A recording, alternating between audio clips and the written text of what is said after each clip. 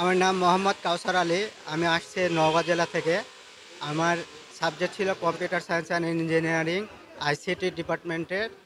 আমাকে ভাইভাতে মূলত কোশ্চেন করা হয়েছে সংখ্যা পদ্ধতি থেকে। সংখ্যা পদ্ধতি কী, সংখ্যা পদ্ধতি কত প্রকার, কী কী এবং বিভিন্ন সংখ্যা পদ্ধতির উদাহরণ ধরছিল।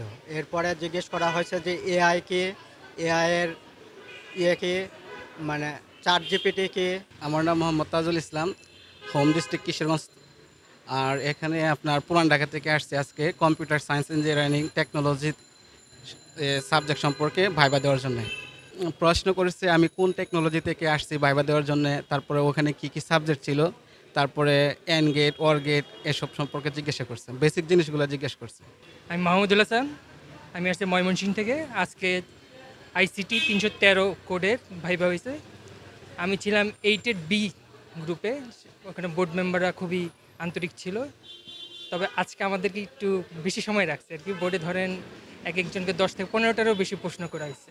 অন্য গ্রুপদেরকে দেখলাম অনেক দ্রুত ছাড়ছে, কিন্তু আমাদেরকে অনেকটা কঠিন প্রশ্ন করছে।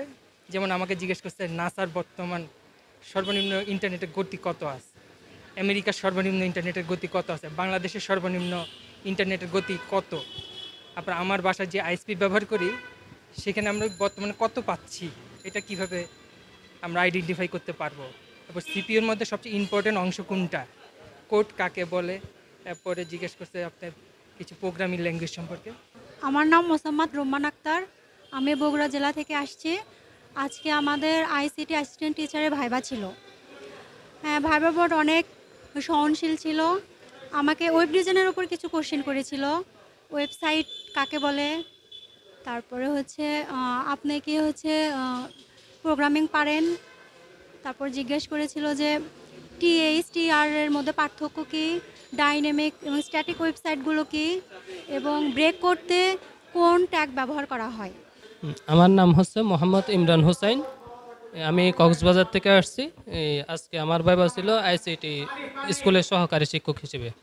তো আমাকে ভাইবার মধ্যে দুইটা প্রশ্ন করা হয়েছিল, একটা হচ্ছে এই স্টাক ফিফু নাকি লিফু এটা, এরপরে আরেকটা বলছিল হ্যানো অফ টাওয়ার এটা কি।